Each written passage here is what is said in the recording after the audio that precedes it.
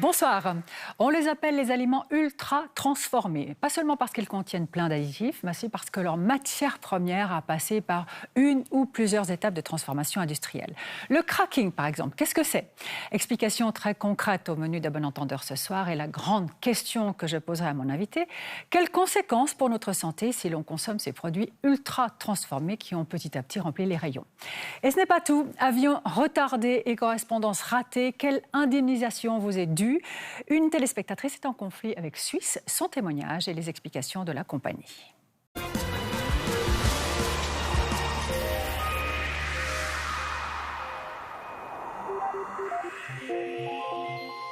On va commencer par une petite devinette assez simple. Quelle différence y a-t-il entre un œuf et une mayonnaise en tube contenant de l'œuf, un arôme, un colorant et un émulsifiant? Le premier est un aliment non transformé, le deuxième est ultra transformé, tout comme les nuggets de poulet, les nouilles instantanées, les biscuits, les jus de fruits sucrés, etc. La liste est longue, les produits ultra transformés ont pris de plus en plus de place dans notre alimentation. Un autre exemple, ce pain tranché sans gluten, il contient de l'amidon de maïs, de l'amidon et du sirop de riz, des fibres végétales, des protéines de soya en épaississant. On a pu lire dans les médias des titres alarmants du genre « Les ultra-transformés augmentent les risques de maladies chroniques et de cancer ». Est-ce que c'est juste? Est-ce qu'il faut nuancer? Question évidemment importante, avec des éléments tout au long de cette émission qui commence chez un artisan. Une petite boucherie artisanale en Gruyère, dans le village de Vauru. Richard Demierre prépare ses spécialités au jour le jour. Viande, jambon, saucisses, saucissons et autres terrines de campagne. Il nous a préparé 2 terrines, 2 produits très différents selon une recette éprouvée depuis longtemps dans les boucheries-charcuteries. L'une très naturelle, l'autre ultra transformée. On va goûter ça. Gabrielle Bussard n'aime pas les additifs dans les aliments. Elle a créé le site Facebook À vos étiquettes pour en parler. 100% naturel, donc sel, poivre, marjolaine et un œuf de la région. Et puis là, vous avez la terrine fabriquée avec un mélange d'épices industrielles. Puis là, on a quand même du sel nitrité qui nous donne aussi cette couleur rose après la cuisson. Alors, les deux étaient bonnes. Simplement, moi, j'ai une préférence quand même pour celle qui était sans additifs, parce que je trouve qu'elle est un petit peu plus caractéristique, elle est un petit peu plus personnelle en fait. Donc, elle a un goût que je ne pourrais pas retrouver si je vais dans un autre commerce. Tandis que celle avec les additifs, elle a un goût plus uniforme qu'on va facilement retrouver un peu partout. On a décidé d'écrire une lettre à tous les bouchers fribourgeois pour qu'ils puissent en fait nous signaler s'ils étaient sensibles aux additifs, s'ils en utilisaient moins, s'ils n'en utilisaient pas, pour que nous, sur le groupe Facebook, on puisse communiquer en fait aux gens où c'est qu'ils peuvent trouver de la viande sans ou avec moins d'additifs. On revient vers la première terrine, la plus simple. Comment sortir une terrine comme celle-là sans additifs? De quoi est-elle faite? De la viande de porc, du foie de veau et du lard de bajou. Et après, sel, poivre, un peu de marjolaine, un œuf et un tout petit peu d'alcool. Hacher tout ça, mélanger, mettre dans un petit moule et puis cuire au four à basse température. Et voilà, la terrine, vous avez une terrine le plus simple possible qui est prête. Il n'y a pas de produit de conservation pour longue durée. Donc il faudrait faire la terrine et puis la consommer dans les 3-4 jours qui suivent. Avec la première, on a compris le message. Mais pour la terrine qu'on trouve partout, c'est une autre affaire. On retrouve la même base d'ingrédients à laquelle on a rajouté du sel nitrité, un additif bien connu en charcuterie. Et surtout, on y met un mélange industriel composé de lactose, de dextrose, de poireaux, de stabilisants, d'épices, de plantes aromatiques, d'arômes de fumée, d'un exhausteur de goût, le glutamate monosodique, d'un antioxydant et d'acide ascorbique. Vous pouvez respirer maintenant. La liste est longue, mais si tout le monde s'y met autour d'une table à discuter de diminuer ces produits-là, je pense qu'on peut y arriver. Mais faut que tout le monde veuille faire la même chose.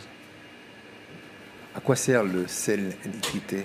Alors, pour garder une jolie couleur rose à la viande et puis pour aider à la conservation.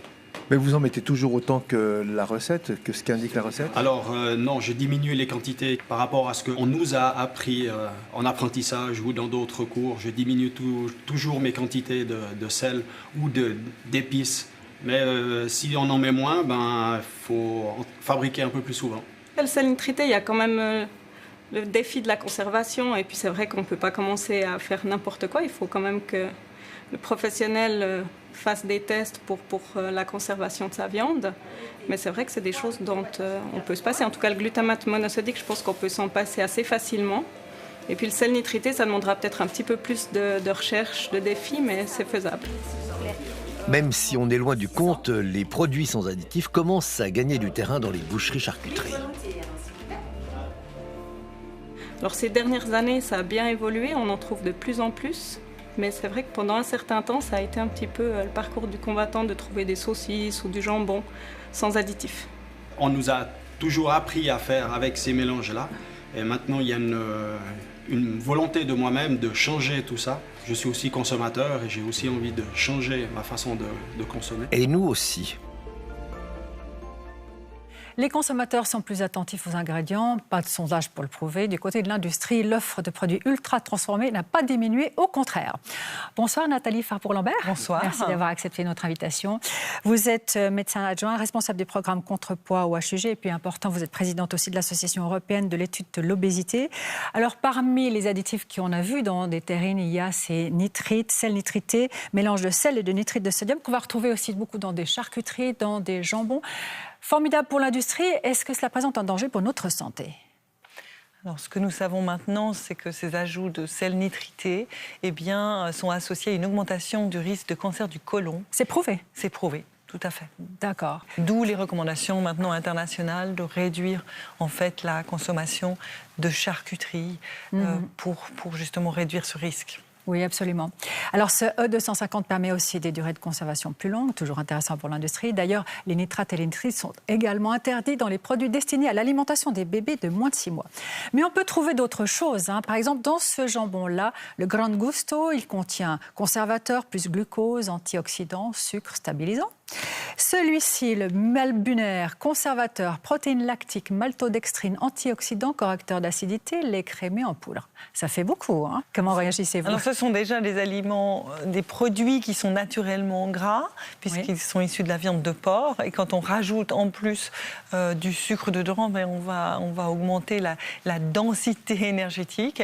Et puis, en plus, nous savons que nous n'avons pas besoin d'ajout de sucre, puisque la moyenne actuelle en Suisse est d'environ 120 grammes par jour et par personne de sucre ajouté, alors que les recommandations de l'Organisation mondiale de la santé sont de 25 grammes par jour. Donc c'est surtout l'ajout de sucre Donc ça contribue en fait au cumul de produits qui contiennent des sucres ajoutés et avec une quantité beaucoup trop importante à la fin de la journée. Absolument. Restez avec nous si vous le voulez bien. On va encore parler d'additifs. Les marqueurs classiques des aliments ultra-transformés sont des colorants, les émulsifiants, les texturants et les exhausteurs de goût. Et c'est pas tout, regardez. Il est facile de récolter une poignée d'aliments ultra-transformés. On en trouve partout, de toutes les couleurs, de toutes les formes. Nous avons fait quelques courses en 4e vitesse. Le contenu de ce caddie, on l'embarque pour Clermont-Ferrand, parce qu'il est indispensable de comprendre le concept d'ultra-transformation alimentaire avant de se mettre à table. Anthony Fardet est un des spécialistes du sujet qui occupe une bonne place dans les médias depuis quelques mois. Il travaille pour l'INRA, un institut de recherche agronomique. On lui a demandé comment identifier les aliments ultra transformés. Ce sont des aliments qui contiennent au moins un ingrédient ou un additif, eux-mêmes très purifiés ou très transformés, à des fins d'exacerber, imiter ou restaurer le goût, la couleur ou la texture. C'est quand même important de souligner qu'on n'a pas les mêmes degrés dans l'ultra-transformation. Il y a certains aliments qui n'ont qu'un marqueur d'ultra-transformation, comme ces charcuteries, ou ce jus d'orange avec édulcorant, ce nectar d'orange avec édulcorant.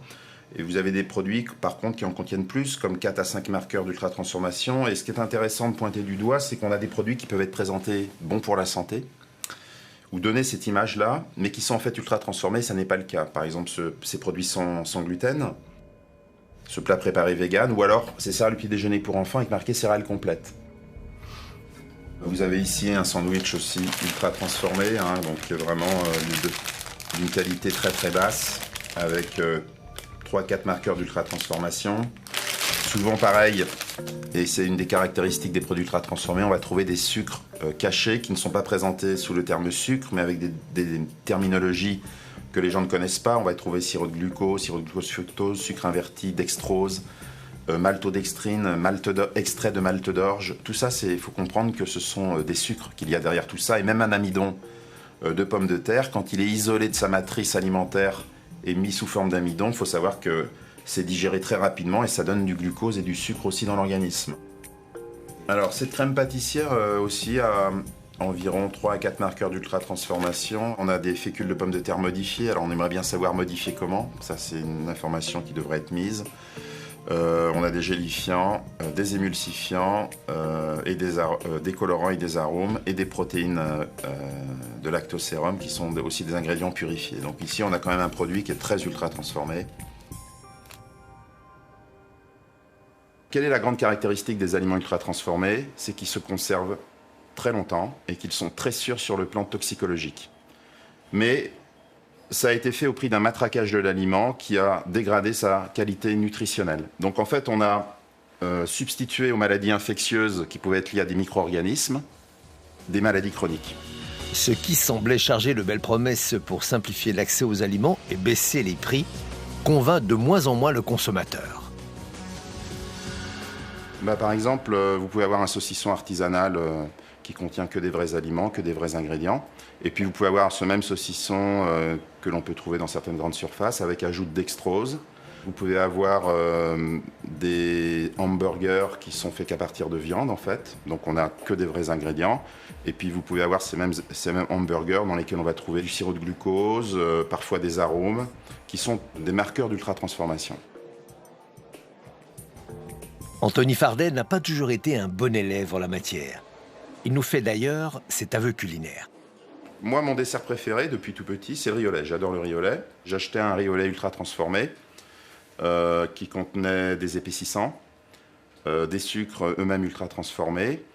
Et depuis maintenant quelques temps, j'ai trouvé un riolet industriel, mais qui est peut-être artisanal en même temps, qui n'est fait qu'à base de vrais ingrédients, c'est-à-dire du riz, du lait, du sucre et des extraits de vanille. Là, je retrouve vraiment la texture des grains de riz. C'est pas trop sucré, donc c'est agréable. Donc, une fois que vous avez goûté à ce riolet industriel non ultra transformé, vous n'avez absolument pas envie de revenir en arrière, c'est évident. Nous passons par la filière agroalimentaire de la HES de Sion. Ici, on forme des étudiants qui vont orienter leur carrière vers des entreprises alimentaires. On leur donne aussi l'occasion de travailler sur des cas réels proposés par l'industrie.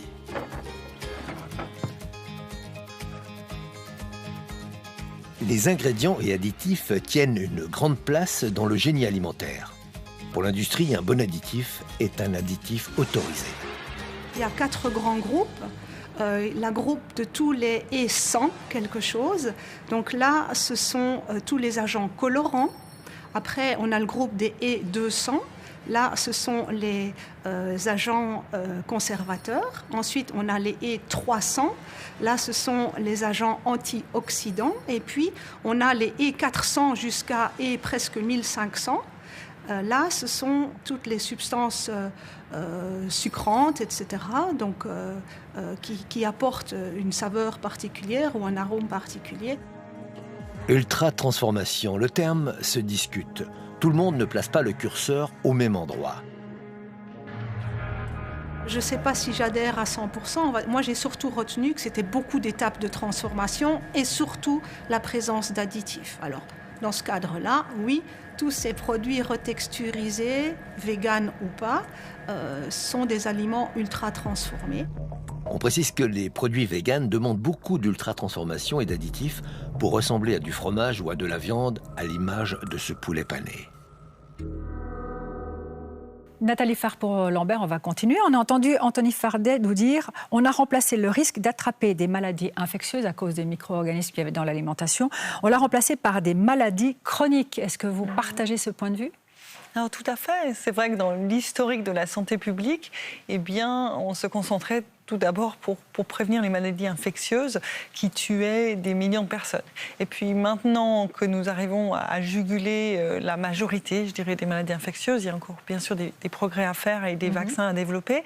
Mais néanmoins, maintenant nous faisons face à une épidémie de maladies non infectieuses, donc des maladies chroniques, comme par exemple les maladies cardiovasculaires, qui sont la cause principale de décès en Suisse. Et le diabète de type 2 touche de plus en plus de personnes à l'heure actuelle. Et on s'attend à ce que prochainement, une personne sur 10 sur la planète souffre de diabète. Et ceci est en grande partie associé au changement de notre alimentation en quelques décennies et à l'épidémie d'obésité, en fait, qui est la conséquence d'un apport calorique trop important par rapport aux dépenses énergétiques, et puis aussi au changement de la qualité de l'alimentation, du contenu, puisque nous avons des aliments maintenant qui sont beaucoup plus gras, avec des graisses de mauvaise qualité, du sucre ajouté et du sel. Et moins de fibres. Souvent, oui, d'accord. Oui. Donc nutritivement moins intéressant, bien entendu. Tout à fait. Et puis nous savons que les ajouts de sucre en excès contribuent non seulement aux maladies cardiovasculaires, mais aussi au développement de l'obésité et ensuite en conséquence au diabète de type 2, donc diabète de l'adulte. Qui est assez grave, évidemment. Vous allez voir maintenant une dégustation un peu particulière. Il s'agit de comparer deux versions d'un même type de produit. Regardez. Nous avons invité 6 personnes pour déguster 5 produits. Nous avons demandé à nos dégustateurs amateurs de goûter, de choisir, d'apprécier, de comparer et surtout de noter les différences entre les plats servis par notre chef de cuisine. Pour chaque produit, il y a 2 choix. Un aliment simple sans additifs et un produit ultra transformé. Les prix des produits sont pratiquement les mêmes. Pour commencer, 2 soupes de courges. Une soupe nature à plan de la Coop et un sachet Knorr. Suivi d'une paire de terrines préparées par notre artisan boucher Richard Demière. 2 burgers Migros prendront la suite. Les pizzas qui leur succèdent sont toutes 2 des pizzas bio de la Migros. Et pour le dessert, nous avons sélectionné 2 yogourts à la fraise.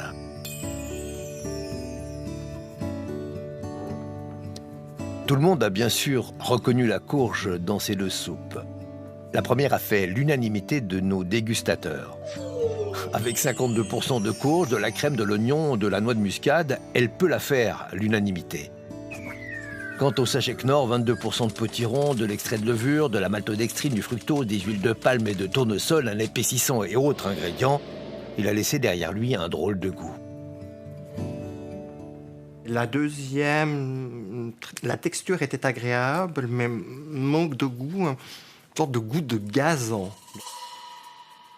La terrine rose et sa longue liste d'additifs, dont le sel nitrité, est appréciée par 4 personnes sur 6.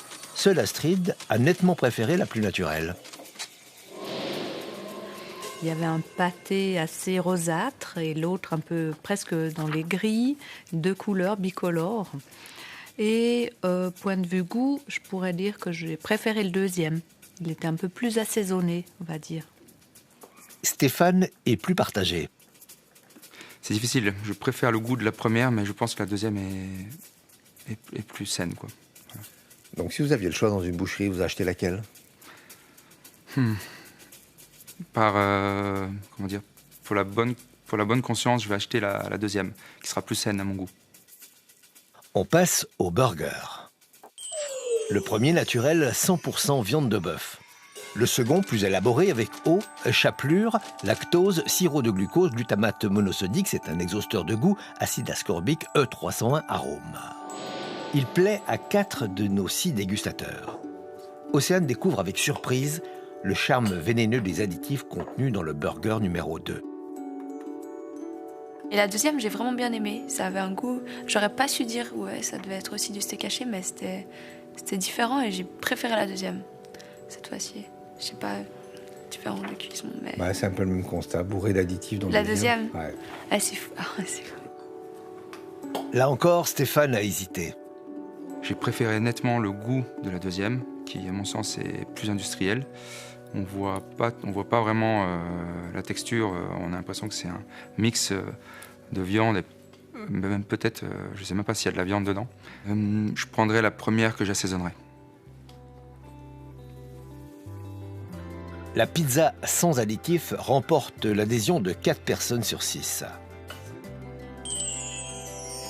J'ai bien préféré la première. Mais disons que la deuxième est mangeable. Cette dernière est faite avec un peu de fromage fondu, 27%, augmenté d'eau, d'amidon de pommes de terre, de beurre, de sel, d'un épaississant, c'est de la farine de graines de caroube. Le reste, c'est de l'huile de tournesol, de la protéine de blé, de l'amidon de maïs, etc. Raphaël a bien aimé cette pizza. Oui. Donc vous confirmez que vous aimez bien les additifs, donc c'est bien. Non, principe pas. Ben là, oui. C'est avec les yogourts que les différences sont les moins flagrantes. La recette du premier est simple, contrairement à celle du second, qui contient glucose fructose, amidon modifié, concentré de jus de betterave et arômes naturels. Ils sont quand même 2 sur 5 à avoir apprécié le yogourt sans additifs. J'ai préféré le premier. Il y avait des petits morceaux de fruits dedans j'ai préféré dans le premier. Mais j'ai vu une plus petite différence dans le dessert par rapport au niveau du goût, de la consistance ou comme ça. Parce que le deuxième, on sentait j'ai noté un arrière-goût artificiel. Le deuxième. Le premier était plus liquide, disons, un peu plus, voilà, bon, on mange. Enfin, je reprendrai pas une deuxième fois. Tandis que le deuxième dessert, je ne sais pas s'il en reste, mais j'en reprendrai bien encore un petit peu. Quand on présente l'addition de cette dégustation, on constate que nos invités ont plutôt une préférence pour les aliments avec additifs, à part la soupe de courge nature, appréciée par tous. On précisera que les aliments que nous avons choisis ont des prix très similaires dans les 2 versions et que nous les avons achetés dans des magasins différents. Je vous le disais au tout début de cette émission, ce qui caractérise les aliments ultra transformés, ce n'est pas seulement la présence d'additifs, c'est aussi une question de processus de transformation. On va prendre un cas concret, celui des céréales pour le petit déjeuner. Il peut y avoir différents processus ou plusieurs étapes. Celle que l'on va découvrir maintenant est une simple transformation, la cuisson-extrusion. On revient à la HES de Sion. Une des façons la plus simples de transformer un aliment, c'est l'extrusion. Lydie Moreau est professeure de sciences des aliments. Elle propose à ses étudiants de travailler sur des recettes différentes de céréales pour le petit déjeuner. Un des produits très transformés dans l'industrie alimentaire. En cause, les sucres et les additifs. Mais ici, l'idée est de faire avec moins de sucre et sans additifs. Je vous propose aujourd'hui d'extruder 3 recettes de céréales au petit déjeuner, enfin la base de la céréale de petit déjeuner. On va faire une recette standard donc, qui contient aux alentours de 10% de sucre, on va mettre plus ou moins. Puis on va ensuite faire une recette qui contient un petit peu moins de sucre et puis une recette qui contient un petit peu plus de fibres que la recette standard. De cette manière, vous allez pouvoir voir les challenges techniques qu'on peut avoir pour justement essayer de réduire la quantité de sucre qu'on peut trouver dans ce type de produit alimentaire. L'extrusion dans l'industrie alimentaire est un des processus essentiels pour la transformation des aliments. C'est un process qui permet de cuire, par exemple, les farines d'une autre manière que ce que l'on peut faire, par exemple, avec une cuisson traditionnelle au four. Donc, finalement, on va faire des mélanges, comme ici, des mélanges de farine. On a pris cet exemple-là des céréales au petit déjeuner, mais finalement, les pâtes sont également faites par extrusion. Donc, on fait des mélanges. On met les poudres mélangées dans l'extrudeuse. L'extrudeuse va simplement chauffer, mélanger grâce à une vis à l'intérieur de la machine. Puis lorsque le produit va sortir, il va être plus ou moins expansé, donc il va plus ou moins grossir, on va dire, à la sortie de la machine. Et donc on va avoir les petites boules de produits, donc les petites boules de céréales, comme ce que vous avez pu voir tout à l'heure. L'objectif de la cuisson-extrusion, c'est aussi de permettre une meilleure digestibilité de l'amidon, nous dit-on. On s'efforce à la HES de Sion de mettre moins de sucre. Si on reste maintenant sur le cas des céréales, on peut y avoir un processus de soufflage, un enrobage et des ajouts, comme on peut le voir sur ces paquets qui sont là sur cette table. Celui-ci, par exemple, il a une longue liste: sirop de glucose, maltodextrine, des vitamines ajoutées, de l'amidon de maïs, émulsifiant, antioxydants, colorants. Et on retrouve certains de ces additifs dans d'autres paquets. Nathalie Farr pour Lambert, j'imagine que le contenu de ces céréales qui sont prévues pour le petit déjeuner des enfants doit vous faire réagir. Alors bien sûr, en quelques décennies, on est passé du petit déjeuner traditionnel avec une tranche de pain, du beurre, de la confiture, à des céréales industrielles ultra transformées qui sont extrêmement riches en sucre ajouté. Le paquet que vous avez devant vous contient un quart de sucre ajouté. C'est comme si les parents servaient à leurs enfants du sucre blanc, un quart du bol en sucre blanc et le reste en céréales qui sont en général pauvres en fibres ou pas suffisamment riches en fibres pour la santé. Et en plus, sur ces paquets, il y a des arguments marketing qui indiquent que, soi-disant, ces céréales seraient optimales pour la santé. Il y a des vitamines parfois. Il y a des vitamines ajoutées qui ne sont en fait pas nécessaires parce qu'un enfant qui mange une alimentation équilibrée, qui mange de tout, alimentation variée, n'a pas besoin d'ajout de vitamines et puis n'a surtout pas besoin d'ajout de sucre parce qu'il faut quand même savoir que le sucre, en fait, et en particulier dans les aliments pour les enfants, est particulièrement élevé parce que l'industrie cherche à atteindre un point optimal qu'on appelle le point de félicité, qui est un point qui va amener en fait du plaisir, de la relaxation, du bien-être, mais pas de dégoût. Et on sait que ce point de félicité atteint avec le sucre est plus élevé chez les enfants que chez les adultes. C'est la raison pour laquelle les produits pour les enfants en général sont plus sucrés. Oh là, c'est tordu ça, franchement. La suite va vous intéresser, vous allez le voir. Autre processus de transformation, le craquage ou cracking en anglais. Maintenant qu'on a les céréales, il nous faut du lait. Du lait protéiné, par exemple. Nous sommes allés à Sulgen, dans le canton de Thurgovie, où l'entreprise Hordorf travaille le lait. Ici, on produit des dérivés du lait en pratiquant le cracking.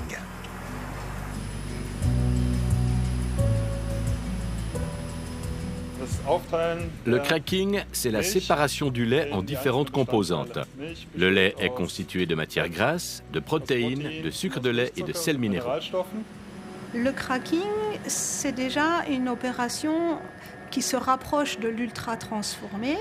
Le cracking, ça permet d'aller récupérer, à partir d'une matrice alimentaire donnée, des molécules bien particulières pour valoriser ces molécules particulières. Et après, on va les utiliser soit comme ingrédients, soit comme additifs. La première étape est la centrifugation, où on sépare la graisse du lait. Ensuite, on prend le lait maigre et on le passe à l'ultrafiltration. L'ultrafiltration, c'est une sorte de tamis moléculaire où on passe le lait à haute pression et cela retient les protéines. Le contenu de ces tuyaux se retrouve alors dans les petits pots de l'alchimiste, enfin de l'ingénieur. La différence entre ici et ici, c'est l'étape 1 du cracking, c'est-à-dire l'ultrafiltration. La protéine, on l'envoie dans le pulvérisateur et les sels minéraux et le lactose passent à la nanofiltration. L'étape numéro 2 du cracking, c'est la nanofiltration. Le lactose est ici, il a été concentré lors du processus.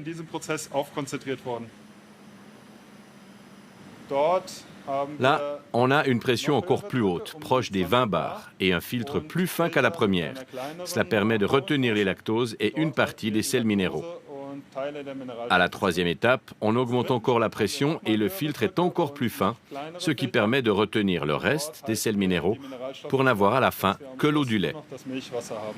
Les protéines, c'est pour qui ? Les protéines sont utilisées par l'industrie laitière ou dans les aliments pour les sportifs ou encore dans les yogourts. Il y a beaucoup d'utilisations possibles avec ces protéines. Qu'est-ce qu'on fait avec le lactose ? Le lactose, on l'utilise d'abord dans nos propres produits, dans nos produits pour les bébés. Pour ça, il faut encore le purifier. On utilise aussi le lactose pour standardiser les produits laitiers. Et qu'est-ce qu'on fait avec le gras ?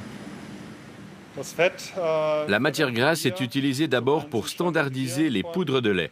On vend aussi une partie de cette matière grasse aux fromageries. Nous-mêmes, dans notre entreprise, nous en utilisons peu. En une journée, jusqu'à 300 000 litres de lait passent dans le système de filtration de l'usine de Sulgen. Ce même jour, entre 20 et 23 tonnes de protéines en poudre en ont été extraites.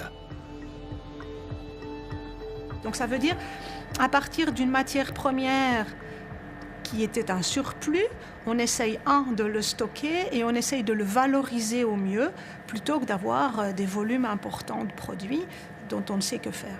Ce qui veut dire qu'un litre de lait transformé ou craqué vaudra toujours plus qu'un litre de lait. Effectivement, enlever le gras du lait pour faire du beurre, c'est surtout faire son beurre. C'est le même principe qui peut être appliqué au blé craquable en farine, gluten, amidon, dextrose et autres sucres. L'œuf, le riz, le maïs ou encore la pomme de terre font aussi partie de la gamme des craquables. Pour en faire des sucres notamment, on se demande pourquoi. Ils sont produits en masse sur la planète, donc c'est ce qui fait qu'ils sont moins chers, parce qu'ils sont utilisés ils sont issus de l'amidon de maïs, de blé, de riz, qui est coupé, on dit hydrolysé, donc en sirop de sucre, sirop de glucose, fructose. Et ensuite, évidemment, il y a des raisons technologiques, c'est-à-dire ça peut être des agents de charge, ça peut donner plus de volume, comme les maltodextrines. Mais même craquée, la matière du produit existe. Elle ne s'est tout de même pas évaporée dans un nuage de lait. Vous prenez un collier de perles, donc ça c'est l'aliment dans son entièreté. Le cracking, c'est quoi, pour faire simple? C'est finalement séparer les perles du collier, et le fil, en fait, on le jette. Et c'est là qu'est le problème, parce que la matrice ou la structure de l'aliment, qui est symbolisée par ce collier entier, est fondamentale pour la santé. Et elle a été beaucoup trop négligée, parce qu'on a considéré que l'aliment n'était qu'une somme de perles. Si vous voulez, les perles séparées et le fil séparé n'est pas la même chose que le collier en entier. Et pourtant, vous avez les mêmes calories et la même composition. L'intérêt pour l'industrie de faire compliqué quand on peut faire simple, c'est une idée qui échappe aux consommateurs. C'est intéressant pour l'industriel de faire un produit finalement qui coûte moins cher et qui va exacerber ce que le consommateur inconsciemment recherche. Alors qu'est-ce qu'on fait? On arrête de manger? On vit d'amour et d'eau fraîche? Il faut être raisonnable, donc quand vous avez comme ça des marqueurs d'ultra-transformation à risque, c'est effectivement de limiter la consommation. Ça ne veut pas dire de n'en consommer pas du tout, mais pas régulièrement. En fait, c'est toujours ça l'idée. Si vous en prenez une fois de temps en temps, il n'y a aucun risque pour la santé, c'est clair. Reste à savoir si le consommateur a envie d'être raisonnable. S'il en a les moyens et s'il est possible d'être raisonnable quand la moitié ou plus des produits des supermarchés sont transformés ou ultra transformés. Reportage réalisé par Dominique Vimin, Sarah Perrig et Yves Pouliken. Nathalie Farpour-Lambert, quand on voit la liste des ingrédients de ce millefeuille, je vous la cite et pas de mémoire, parce que quand même il y a émulsifiant, c'est écrit d'ailleurs en tout petit, émulsifiant, gélifiant, amidon de pommes de terre modifié, colorant, évidemment du sucre abondamment. Qu'est-ce que vous dites aux consommateurs? Est-ce que vous leur dites ne le mangez surtout pas? Moi, je crois que les grands fans de millefeuille seraient très fâchés contre moi. Je pense que la problématique, c'est que l'industrie doit quand même utiliser certains ingrédients pour favoriser la conservation ou le fait que le millefeuille reste debout et ne s'écrase pas complètement.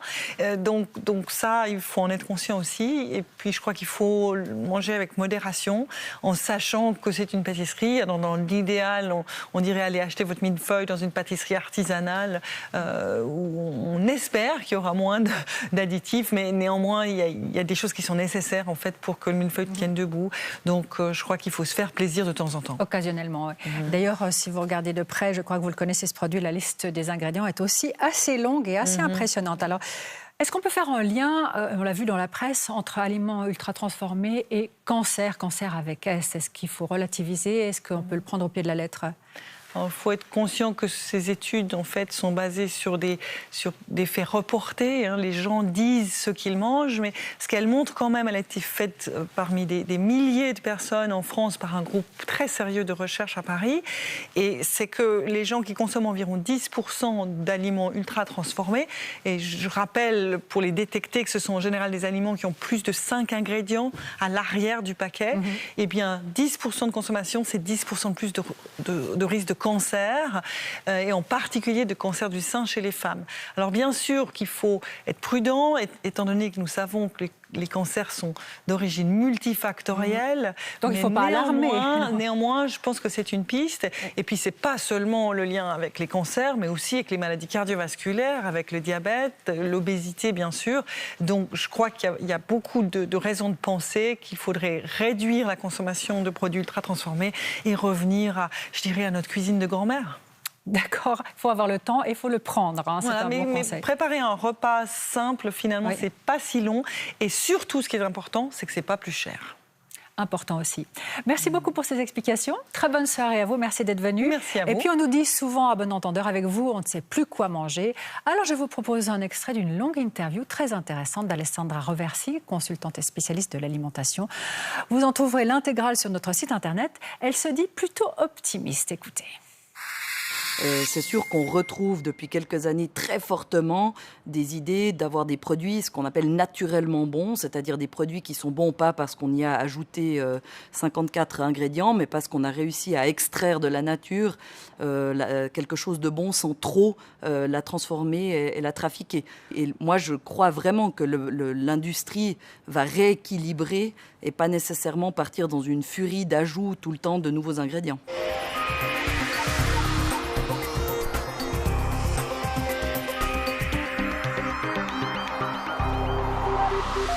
Parlons de vous maintenant. Parmi les courriels que vous nous adressez, des plaintes reviennent régulièrement. Les voyages en avion.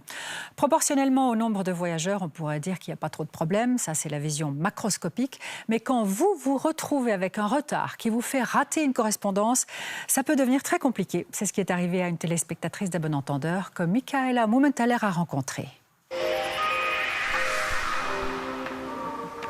Quand je suis dans l'eau, j'ai l'impression que le temps s'arrête. Et puis j'adore ces moments d'attente, quand une vague va arriver, puis il faut se concentrer. Et puis chaque vague est différente. Passionnée de surf, Claudia décide de partir en juillet dernier sur les plages du Costa Rica. Elle réserve un billet sur un comparateur de vols sur Internet. J'ai vu plein de vols différents aussi en passant justement par les États-Unis. Et puis, j'ai vraiment expressément choisi celui-là pour ne pas devoir passer par les États-Unis. Elle opte pour un vol Genève-San José au Costa Rica avec escale à Zurich de la compagnie Edelweiss, une partenaire de Suisse. Elle paye son billet plus de 2000 francs. Le jour du départ, le vol est retardé et elle rate la correspondance à Zurich. Elle se rend donc au guichet de Suisse.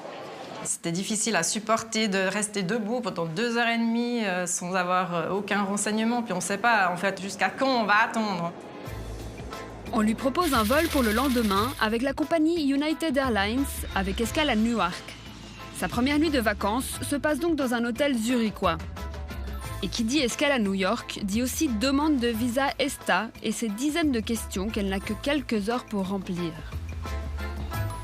Je pense que je suis partie de chez moi, c'était 11h le matin, puis là c'était pratiquement 22h quand je suis arrivée à l'hôtel à Zurich. Le lendemain matin, la malchance continue. Le vol de United Airlines est annulé. Retour au guichet pour négocier une nouvelle solution. Je me suis retrouvée au milieu d'une queue énorme. Je ne sais pas s'il y avait 200 personnes qui faisaient la queue. Ah là, on a presque envie de rentrer à la maison puis de se dire que des vacances au bord du lac seront aussi agréables. United Airlines lui propose à nouveau un vol par les États-Unis pour le lendemain. Mais Claudia refuse. Elle préfère rester une nuit de plus à Zurich à sa charge et prendre le vol direct jusqu'au Costa Rica, celui de Suisse. Elle décide de prendre cette histoire avec philosophie. J'en ai pas mal ri ensuite parce qu'on ne peut faire que ça quand le sort s'acharne comme ça, pareillement, sur nous. Le jour du départ, dernière petite surprise. Le billet réimprimé par Suisse comporte une erreur, le mauvais prénom. Retour au guichet pour d'ultimes négociations, elle peut finalement monter à bord. Alors quand je me suis assise dans le siège, j'ai essayé de me détendre et je me suis dit, enfin cette fois, l'avion devrait pouvoir décoller et je suis dans l'avion. Claudia arrive au Costa Rica 4 jours après son départ et profite de ce qu'il lui reste de vacances. À son retour, elle consulte sa protection juridique pour se faire dédommager. Celle-ci est formelle. Elle a droit à des indemnités de la part de Suisse et de United Airlines. Claudia entreprend donc les démarches. Suisse a refusé de m'indemniser. United... a tout de suite répondu favorablement. United Airlines lui verse les 600 € d'indemnité au titre du règlement européen sur le droit des passagers. De son côté, la compagnie suisse les lui refuse en invoquant le même règlement. Une réponse que Claudia a du mal à comprendre. Le règlement européen prévoit des droits d'assistance et d'hébergement et la possibilité de remboursement du billet. Dans les cas d'annulation de vol uniquement, ce règlement prévoit aussi une indemnité forfaitaire qui va de 250 à 600 €. En revanche, en cas de retard, un autre règlement s'applique, la Convention de Montréal. Pas de forfait, mais le dédommagement des frais effectifs. Par exemple, dans le cas de Claudia, les frais de visa. La situation de Claudia est particulière, avec un retard qui a engendré une cascade d'annulations. Malgré les réclamations de son avocat, Swiss conteste l'obligation de dédommager. Un cas complexe selon Valérie Muster de la FRC. Nous, dans notre pratique, ce n'est pas la première fois qu'on constate ce genre de traitement, disons, un peu aléatoire de la part de Suisse. Suisse se retranche derrière une subtilité. La jurisprudence européenne considère un retard important comme une annulation et force donc les compagnies à indemniser les passagers avec le forfait. En Europe, on ne distingue pas entre le règlement et la jurisprudence. Nous, en Suisse, étant hors Europe, on doit faire cette distinction et les compagnies aériennes, certaines, vous octroiera quand même l'indemnité sur la base d'un retard, alors qu'elles pourraient, en guillemets, chipoter et ne pas le faire, vu que ce n'est pas prévu formellement dans le règlement. Donc, pour obtenir éventuellement cette indemnité de 600 €, cette dame devrait aller devant les tribunaux pour demander à ce que soit appliquée la jurisprudence de la Cour de justice et c'est pas sûr qu'elle l'obtienne. Un combat judiciaire à l'issue incertaine qui décourage Claudia.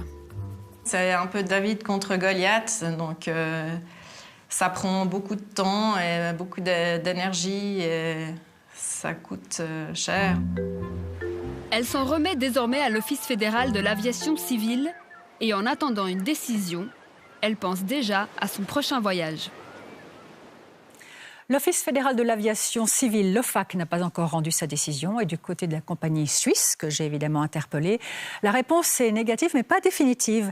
Madame Richard a eu droit à une nuit d'hôtel à Zurich, à un bon repas, à des remboursements de frais sur facture. Suisse nous explique qu'il n'existe aucune base légale en Suisse qui l'obligerait à indemniser ce retard, qui a quand même fait manquer son avion pour le Costa Rica. Mais la réponse se termine ainsi. Selon votre demande, à savoir si Suisse souhaite revoir sa position et accorder une indemnisation à Mme Richard, nous pensons qu'il est du ressort de l'OFAC de rentrer en matière. Fin de citation. Ce dossier n'est donc pas encore bouclé. Affaire à suivre.